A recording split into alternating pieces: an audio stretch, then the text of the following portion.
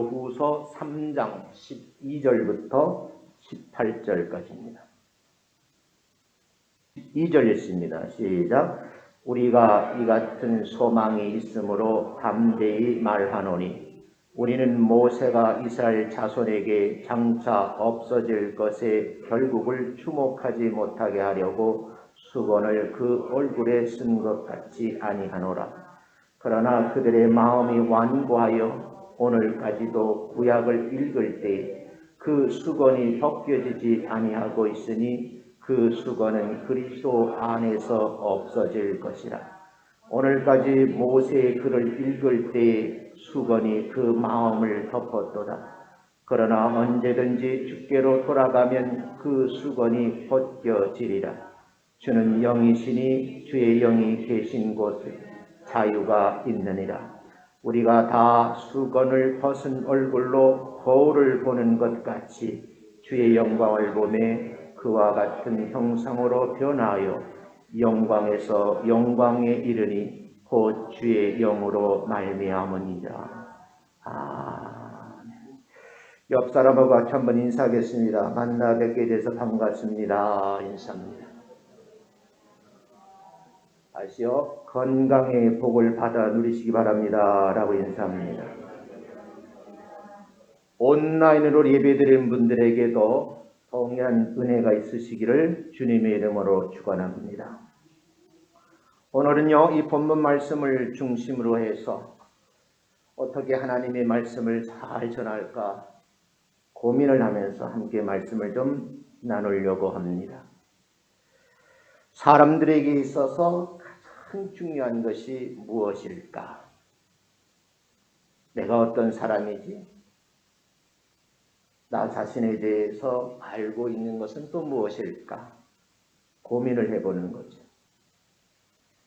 자기 자신에 대해서 다른 인식이 있을 때에 일상적인 삶을 의미 있고 보람 있게 보낼 수 있다라는 말을 하는 분들이 있어요. 위대한 철학자 소크라테스는요, 너 자신을 알라는 철학적 명제를 설파하기 위해서 몸부림을 쳤어요. 여기서 설파한다는 말은 과거에 너 자신을 알라는 말이 있었거든요. 자신의 논리로 다른 사람의 이루는 주장을 한번 나름대로 설득하려고 하는 그런 예예요. 오늘 본문 말씀을 보면서 우리가 한번 고민을 해봐야 되겠다 그런 생각을 해요. 믿는 사람들을 성도라 그러거든요. 예수 그리스도의 관계 속에서 나는 어떤 존재이고 어떤 목적을 가지고 살아가야 될까 하는 그런 고민입니다. 예수님을 내 인생의 구주로 고백하면서도 내 신분에 대해서 정확한 이해가 없고요. 뭔가가 잘못되어 있는데 그 잘못이 무엇인지를 모르는 분들이 의외로 많더라는 거예요. 고린도후서 3장에서 사도 바울은 여러 가지 말들을 통해서 성도의 신분에 대해서 두 가지 표현을 써서 말을 해요. 오늘 읽어드린 이 본문 앞절 2절 말씀에서는 성도라는 표현을 쓰면서 어떤 일을 하는 사람인가, 살아있는 그리스도의 편지라는 말을 썼어요. 6절에서는 새 언약의 일꾼이다 그런 말을 썼어요. 3장 2절을 이렇게 한번 보면 너희는 우리의 편지라 그랬거든요. 우리의 마음의 내용을 그려놓은 것이죠. 그 그림을 무사람들이 알고 있었고 그 마음을 읽는 바라고 그래요. 6절에서는요. 우리를 새 언약의 일꾼 되기에 만족하셨다라는 표현을 쓰세요. 그런데 율법의 조문으로 된 것이 아니고 살리는 영으로 된 것이다. 이런 표현을 쓰고 있어요. 이 말을 좀 정리를 해보면 성도라는 것은 그리스도의 마음을 전하는 사람들, 하나님의 새 나라를 일구어가는 사람들이다. 지난주에는 아주 고민이 많았어요. 정말 예수 믿는 사람들이 이렇게 신앙생활하는 것이 바른 것인지, 우리의 잘못과 상관없이 많은 사람들이 기독교회를 폄하하는 것일까? 무엇이 잘못돼서 이 상황 속에서 많은 기독교인들이 욕을 먹어야 하는 걸까? 그런 고민이 오늘 봉독해야 될 말씀을 좀 자세히 살펴보면서 성도란 어떤 존재인지, 어떻게 해야 되는지, 방법이 있는 것인지 이 부분에 대해서 고민을 해보려고 합니다. 내용적으로 들어가 보면 우리에게는 새 언약의 일꾼이 될 소망이 있다는 거예요. 세상을 살아가면서 소망 없는 사람이 가장 불쌍한 사람이에요. 12절 이렇게 시작하거든요. 우리가 이 같은 소망이 있다. 이 같은 소망에는 무엇일까? 그 소망이 있기 때문에 담대히 말한다. 이런 표현을 썼거든요. 많은 성도들이 이 같은 소망이 뭘까 하고 궁금해하실 거예요. 우리에게 있는 이 같은 소망을 알고 계시는 분은 몇 분이나 되실까? 그 소망이 무엇이란 말일까? 1절부터 11절에 말하고 있는 그 소망은 새 언약의 일꾼이 될 소망을 말합니다. 6절을 한번 여러분 같이 읽어보겠습니다. 큰 소리를 읽습니다. 시작. 그가 또한 우리를 새 언약의 일꾼 되기에 만족하게 하셨으니 율법 조문으로 하지 아니하고 오직 영으로 함이니 율법 조문은 죽은 것, 영은 살리는 것입니다. 여기서요, 새 언약의 일꾼이라는 표현이 있잖아요. 다른 말로 표현하면 우리 모두는 예수 그리스도의 일꾼이라는 거죠. 왜냐? 예수 그리스도께서는 당신의 피로 율법의 언약을 폐하시고 새 언약을 제정해 주셨어요. 예수님께서 마지막 만찬을 하시는 날 잔을 나누시면서 하신 말씀이 마태복음 26장 28절에 기록이 되어 있습니다. 이 말씀 한번 읽어보겠습니다. 시작. 너희가 다 이것을 마시라. 이것은 죄 사함을 얻게 하려고 많은 사람을 위하여 흘리는 바 나의 피 곧 언약의 피니라. 이 사실에 대해서 히브리서 8장에서는요 이렇게 변증을 하는 거예요. 히브리서 8장 6절 말씀 함께 읽습니다. 시작. 그러나 이제 그는 더 아름다운 직분을 얻으셨으니 그는 더 좋은 약속으로 세우신 더 좋은 언약의 중보자이십니다. 언약의 중보자라는 표현을 썼어요. 그러면 첫 번째 언약은 누구와 맺었느냐? 모세와 맺은 언약을 말해요. 모세와 맺은 이 언약이 문제가 없다고 하면 새 언약이 필요하지 않겠죠? 어떤 문제가 있었기에 본문에서 다시 거론하는 것일까요? 왜 새 언약이 필요하다고 말하는 것일까요? 우리 이 말씀을 한번 새겨보셔야 돼요. 볼지어다 날이 이르리니 내가 이스라엘 집과 유다의 집과 더불어 새 언약을 맺으리라고 말씀하셨는데 무슨 의미일까? 모세와 맺은 언약은요, 그 내용을 돌판에다 새겨주었어요. 언약이 새겨진 돌판을 받아 들고 내려오는 그날 공교롭게도 언약의 돌판이 깨어지고 말았습니다. 하나님은 모세에게 명령을 합니다. 돌판을 다시 깎아라. 그 돌판을 들고 시내산으로 올라오고 말씀을 하셨어요. 모세가 깎아온 돌판에다가 하나님은 다시 언약을 새겨주셨습니다. 그 돌판은 지성소 안엔 언약궤 속에 넣고 잘 간직해 두었습니다. 문제가 생겼어요. 이 언약을 읽어볼 사람이 없다는 거예요.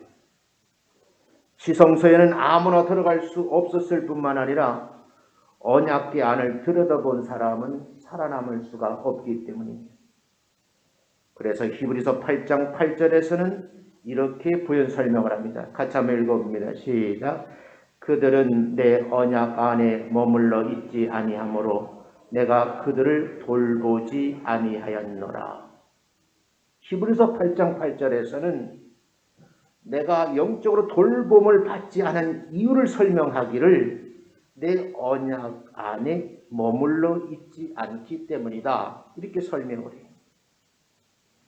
한번 여기서 고민을 해보셔야 돼요. 하나님의 돌보심의 은혜를 받으려고 하면 새 언약 안에 머물러 있어야 된다고 말씀을 하시면서 그 약속을 성실히 지킬 것을 말씀을 하고 있어요. 이어서 히브리서 8장 10절에는 이렇게 설명을 해요. 같이 한번 읽어봅니다. 시작. 또 주께서 이르시되 그날 후에 내가 이스라엘 집과 맺은 언약은 이것이니 내 법을 그들의 생각에 두고 그들의 마음에 이것을 기록하리라. 나는 그들에게 하나님이 되고 그들은 내게 백성이 되리라. 내 법을 생각에 두신다라고 말씀을 하셨어요.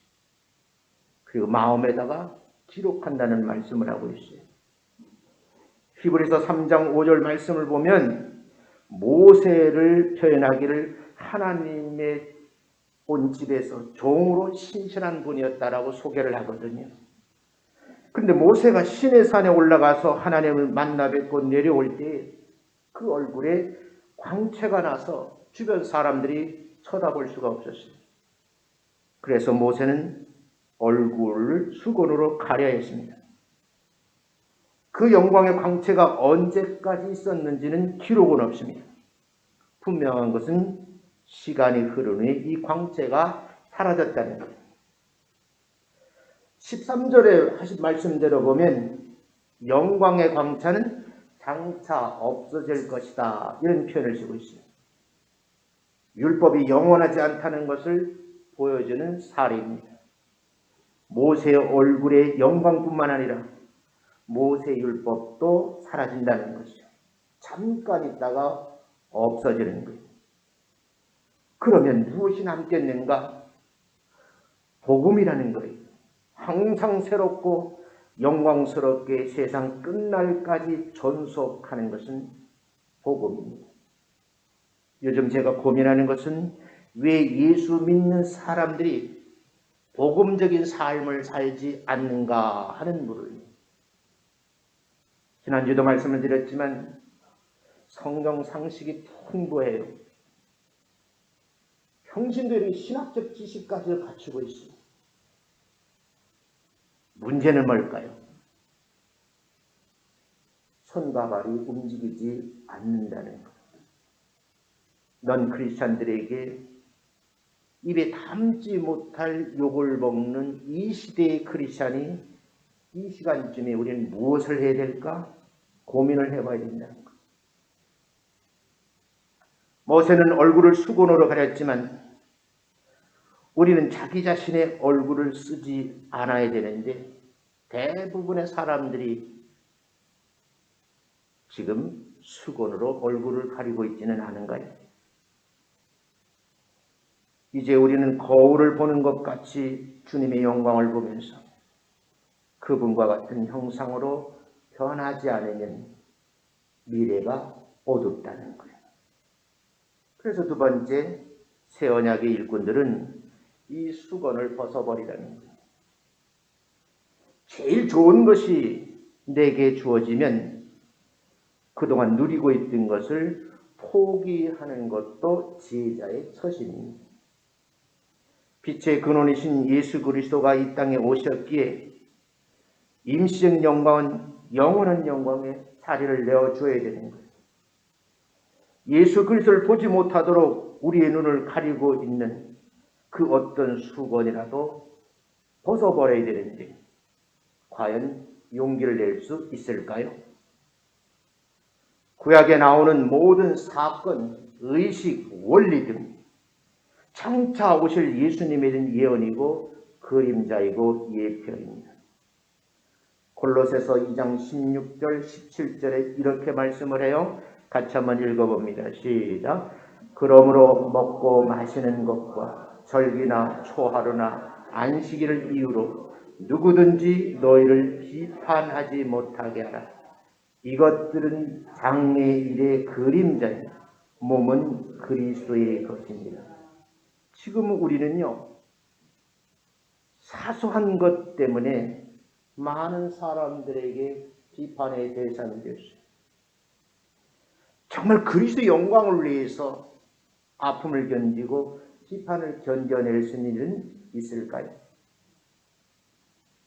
저희 세대 7080 세대라 그러잖아요. 이때 우리들이 한참 연애를 할 때 다른 남녀가 멀리 떨어져 있어서 만날 수 없을 때는요, 서로가 그리워하는 마음으로 사진을 주고받았어요. 그 사진을 지갑 속에 넣어놓고 시간이 될 때 꺼내어서 보는 거예요. 그 예쁜 나의 짝꿍을 언제 다시 만날까 하는 그런 정말 아련한 마음을 가지고 그리워하는 마음이 생기죠. 근데 여러분, 그러다가 시간에 만나게 돼요. 그리워하던 연인을 만나면 더 이상 내 지갑 속에 사진이 필요하지 않는 거예요. 그리워할 필요가 없어요. 만나면 그냥 좋아서 손을 잡고 보듬어 주면서 벤치에 앉아서 알콩달콩 애틋한 사랑 표현을 하죠. 어쩌면 예수 그리스도가 세상에 오심으로 구약의 모든 예표가 성취되었습니다. 예수 믿는 사람들은 지금 이 순간에 마음껏 예배 드리지 못한다 할지라도 예수님과 애틋한 사랑 표현을 하라는 그런 기간이 아닐까요? 그럼에도 불구하고 그림자에 불과한 율법의 의식과 형식에 매여 실체여 본체이신 예수님을 만나지 못한다면 미래의 교회에 다가올 성도들이 점점 멀어진다는 거예요. 우리 신앙의 본질은요, 예수 그리스도. 그러므로 새 언약의 일꾼들은 솔직하고 명료하고 명쾌하게 복음을 전해요. 그 연습도 하셔야 되고 앞으로 우리가 담아야 할 내용이 모세와 같이 얼굴에 수건을 쓰고 복음을 가리어 희미하게 되면 기독교는 미래가 없는 거예요. 그림자는 형체만 어렴풋하게 보이는 결과이죠. 색상도 모양도 알아볼 수가 없어요. 복음은 그림자가 아니라 실체입니다. 복음은 율법보다 더 확실하고 더 명료합니다. 뚜렷하게 보이는 실체. 그럼 왜 이런 현상이 벌어지는가? 이 실체를 직접 체험하고 만나보지 못할 사람은 예수 믿는 사람이라고 말하는데 많다는 거죠. 오직 예수님만 믿어야 하는지 분명하게 자신도 설명을 못하는 분들이 계시오. 왜 다른 이름은 안 되고 오직 예수의 이름으로만 구원받아야 되는지 논리적 설명을 할 수가 없는 분들이 계시오. 모세는 이스라엘 자손들에게 장차 없어질 것의 결국이라는 표현을 했어요. 끝에 이르러서라는 말이에요. 끝에 이르러 주목하지 못하게 하려고 얼굴에 수건을 썼다라는 표현을 썼어요. 그러나 이제 우리는 그렇게 할 필요가 없어요. 그 수건은 그리스도 안에서 없어질 것이라는 거죠. 본문 15절, 16절 다시 읽습니다. 함께 읽습니다. 시작. 오늘까지 모세의 글을 읽을 때 수건이 그 마음을 덮었도다. 그러나 언제든지 주께로 돌아오면 그 수건이 벗겨지리라. 지금 이 순간에요. 한국 땅에 모는 모든 그리스도인들이 이 수건이 좀 벗겨졌으면 참 좋겠다는 아쉬움을 갖고 있어요. 믿음으로 의롭게 된 사람들은 모세와 다른 선지자들이 지적한 율법의 완성인 그리스도께 오심으로 수건이 없어지고 모든 모형과 그림자의 의미를 알게 될 겁니다. 그럼에도 불구하고 나의 믿음을 둔하게 하고 예수님을 온전히 바라보지 못하게 하는 것이 무엇일까? 벗지 못하는 수건이라는 겁니다. 그 수건을 벗어버리기 위해서 예수님께로 한 걸음씩 한 걸음씩 오늘도 앞으로 전진하시는 여러분 되시기를 주의 이름으로 축원합니다. 오늘까지 모세글을 읽을 때 그 수건이 그 마음을 덮었다라는 표현을 쓰고 있잖아요. 그러나 언제든지 주께로 돌아오면 그 수건이 벗겨져요. 다시 말씀드리면 이 시대적 상황을 보면 아직도 주님의 품으로 돌아오지 않는 교인이 많다는 거예요. 성경 찬송을 들고 교회문만 드나들면 교인인 거예요. 숫자는 많아요. 제가 말하는 그리스도인이 몇 명이나 될까 하는 고민입니다. 세 번째는요, 그리스도 예수 안에 있는 사람들에게는 자유가 있다는 거예요. 복음 아래에 있는 우리들은요, 옛날 율법 아래 사람들보다 많은 복을 받은 사람들이거든요. 율법 아래 살았던 히브리 사람들은 날마다 지은 죄를 고백하고 용서를 받아야 했어요. 그 갈등이 심했어요. 레위기 4장, 5장, 6장을 보면 규례가 나와 있는데 속죄제와 속건제를 드리게 되어 있어요. 어떤 사람은 수송아지를 제물로 드렸어요. 어떤 사람은 순염소, 어떤 사람은 암염소를 드렸습니다. 암양을 드리는 사람도 있었고 경제가 여의치 않으니까 산비둘기나 집비둘기를 드리는 사람도 있었고요. 정말 가난한 사람들은 고운 가루를 드려도 되는 사람들도 있었어요. 그럼 그 기준이 뭘까? 지은 죄가 크고 작은가에 따라서 제물이 달라지는 것이 아닙니다. 죄를 지은 사람이 누구냐에 따라서 달라진다는 거예요. 커다란 돌이 물에 가라앉지만요, 작은 모래알도 가라앉는다는 거예요. 하나님 앞에는 큰 죄, 작은 죄 구별할 수가 없다는 거예요. 지난 한 주간 한국의 거목신학자들을 만나 많은 얘기를 나눴습니다. 지금 누구의 잘못일까? 난상 토론을 해봤어요. 분명한 것은 작은 죄이든 큰 죄이든 우리가 잘못했다는 거예요. 거기에는 반성, 통에 자복하는 일이 없다는 것이 참으로 안타까운 거예요. 서로 다 상대방이 잘못했다는 거죠. 히브리 랍비들은요, 모세오경에서 613가지 계명을 찾아내었는데 누구든지 그 많은 여호와의 계명 중 하나라도 범하게 되면 반드시 속죄물을 드리게 되어 있어요. 부지 중에 범하여 허물이 있으나 스스로 깨닫지 못하다가 나중에라도 그 죄를 깨달으면 속죄제를 드려야 했습니다. 자신은 모르고 있는데 그가 범한 죄를 누가 깨우쳐주면 변명하지 말고 속죄제를 드려야 했습니다. 제사장은 소송아지 한 마리, 온 회중이 죄를 지었어도 송아지 한 마리만 드렸습니다. 족장은 순염소, 평민은 양이나 염소, 가난하여 양을 드릴 수 없는 사람은 산비둘기, 집비둘기 2마리씩 드렸습니다. 산비둘기나 집비둘기 2마리 드릴 힘이 없는 극빈자들은요, 고운 가루 2.2리터를 예외 없이 드려야겠습니다. 어제 속죄제를 드리고 오늘 죄를 지어서 또 드려야 하는 겁니다. 그러니 구약에서는 성막에 번제된 하루 24시간 1년 360 끊임없이 짐승을 잡아 각을 떠서 제물을 드리고 제단에 피를 뿌려야만 했습니다. 그런데 예수님이 속죄의 제물이 되셔서 우리를 위해 자신의 모든 것을 아낌없이 내어놓으셨어요. 이제 더 이상 속죄 제물이 필요 없는 시대에 살죠? 문제는 뭘까요? 이 의미를 모르고 있는 사람들이 많다는 거예요. 히브리서 9장 11절 12절 이렇게 말씀하거든요. 같이 한번 읽어봅니다. 시작. 그리스도께서는 장래 좋은 일의 대제사장으로 오사 손으로 짓지 아니한 것 곧 이 창조에 속하지 아니하니 더 크고 온전한 장막으로 말미암아 염소와 송아지의 피로 하지 아니하고 오직 자기의 피로 영원한 속죄를 이루사 단번에 성소에 들어가셨느니라.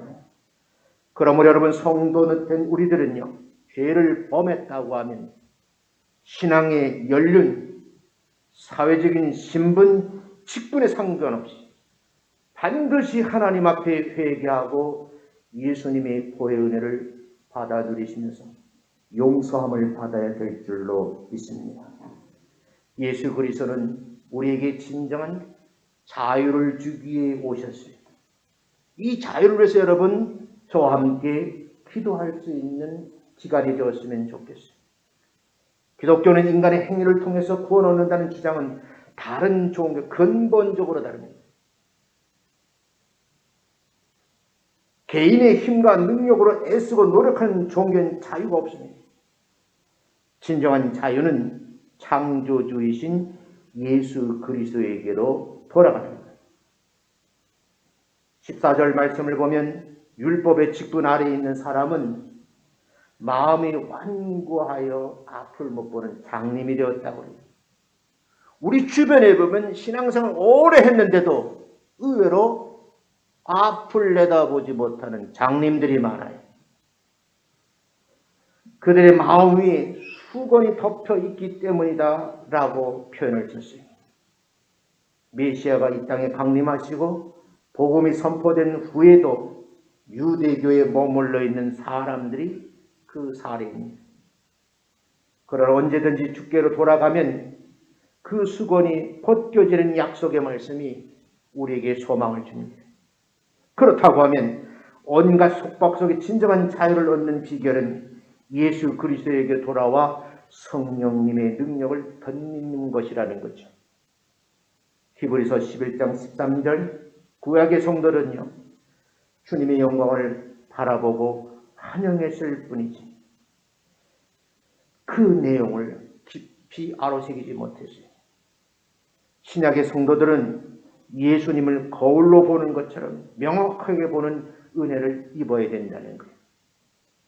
예수님을 믿으면서도 온전히 자유를 누리지 못하는 사람은 복음의 진리 속으로 다시 들어가야 되는 거예요. 성도란 무엇일까? 주님의 영광을 볼 뿐만 아니라 주님과 같은 영광스러운 모습으로 변해가는 존재가 되어야 된다. 이 말씀이 어렵죠. 저는 이 말씀을 선택하면서 고민을 하는데 숙제가 하나 풀리더라고요. 요즘에 가장 많은 사람들이 보는 TV 프로그램이 있어요. 위안이 많이 된다 그러더라고요. 시청률 30%를 넘어가는 프로그램이 있어요. 아시나요? 예수 믿는 사람은 안 봐요? 미스트롯. 이 방송을 모든 보는 사람들이 위안을 주는 그런 프로그램인데 이 시대에 꼭 필요한 프로그램이라 그렇게 말하는 분들이 많더라고요. 저는 그 방송을 보다가 많은 깨달음을 얻었어요. 부와 명예를 한 손에 딱 움켜쥐고 평생 누려야 할 탑7에 들어가는 그런 가수들의 이름이 거론되더라고요. 정말 이거 누리고 싶은 일들 아니겠어요? 이 탑7 안에 들어가기만 하면 우리가 상상할 수 없는 부를 누리는 거예요. 명예도 따라와요. 모든 사람들이 우러러보는 그런 위치에 가는 거예요. 나름대로 검색을 해봤어요. 그렇게 탑7에 갔더니 1번 타자 영웅은 지난해 얼마나 벌었을까? 기사를 검색해보면서 돈은 저렇게 버는 거구나. 모든 게 다 좋아졌네. 그런 인물로 등장할 수 있는 한 사람이 마지막 방송 화면에 비치더라고요. 과거의 학교 폭력 전력 때문에 평생 누려야 할 모든 것을 잃어버린 안타까운 순간을 고스란히 방송을 타더라고요. 저는 본문을 깊이 생각하면서 이분하고 대비를 해보았습니다. 자신의 아픈 상처도, 타인에게 주었던 아픔의 상처도 묻어버리면 안 된다는 생각을 하게 됐어요. 가리우면 안 된다는 거예요. 어린 시절에 그 친구에게 이런 부와 명예를 다 누리기 전에, 소유하기 전에, 이 과정을 거치기 전에 먼저 해야 될 일이 있어요. 그 친구를 찾아가서 기억을 더듬으면서 정말 마음을 다해서 용서를 구했더라면 지금 이후에 그 사람은 또 어떻게 되었을까 하는 생각을 하게 된 거예요. 대부분의 사람들은 과거의 아픈 기억을 묻어두기를 원하지 꺼내어서 그 문제를 해결하고 있는 사람들이 많지 않다는 거예요. 그러면서 이틀 밤 동안 나를 돌아봤어요. 이 목사에게 상처받은 사람은 혹시 있을까? 주변 사람들을 돌아보면서 만약에 내가 기억이 떠오른다고 하면 실수를 범하지 말고 신정성을 가지고 와서 용서를 빌어야지 하는 생각. 만약에 이 기회를 선용하지 못하면 이미 예약되어 있는 모든 스케줄, 누릴 수 있는 모든 과정을 순간에 다 포기해야 되는데 평생 후회하게 될 겁니다. 이분이 예수 믿는지 안 믿는지 난 모르겠어요. 모 방송국에 나와서 최고의 실력을 뽐냈던 가수. 미스터로에 도전했는데 제가 알기로는 그 팀이 5명이 몽땅 탑7에 들어가 있었어요. 보장된 거예요. 그런데 여러분, 과거 일 때문에 순간에 우르르 무너지더라고요. 저는 이렇게 생각해요. 여러분과 제가 하나님 앞에서 이 과거의 잘못에 대해서 논하지 않으면 미래가 없다는 것. 지금 이 시점에서 왜 한국교회 많은 성도들이 믿지 않는 사람들에게 이렇게 입가에 오르내릴까? 무언가 우리가 잘못한 것이 있는 것. 그걸 찾아내셔야 해요. 수건을 가려졌던 걸 벗겨내셔야지만 그 다음에 살리는 것. 우린 그걸 소망이라는 표현을 쓰고 싶어요. 저는 그분에게 이 설교를 듣는지는 모르지만 용기를 주고 싶어요. 정말 용기를 내서 이 친구에 찾아가서 아픔을 치유해주고 그리고 자기 심정을 솔직하게 고백하고 관계가 회복되었으면 하는 그런 바람이에요. 사랑하는 성도 여러분, 왜 구약에서 모세는 수건으로 얼굴을 가렸을까? 신약에서는 왜 이 수건을 벗어야 되는 것입니까? 그 과정이 여러분 삶 속에서, 여러분 기억 속에서 다시 한번 조명되었으면 좋겠다라는 생각입니다. 나 하나쯤 그것이 아니고요. 나 한 사람이 예수 믿는 사람으로 바르게 정리가 됐을 때 교회는 미래가 있는 거예요. 제가 지난주에 예배 드린 상황을 의외로 유튜브에서 본 분들이 있더라고요. 그리고 동료들이 얘기 들었어요. 진짜 그렇게 모든 교회 사정을 다 밝혔어? 어떤 한 분이 제 글에 한국교회 최초인데 문제는요. 부끄러움이 있으면 안 된다는 거예요. 잘못이 있으면 철저하게 내어놓고 계산을 하시고 정리를 하셔야 돼요.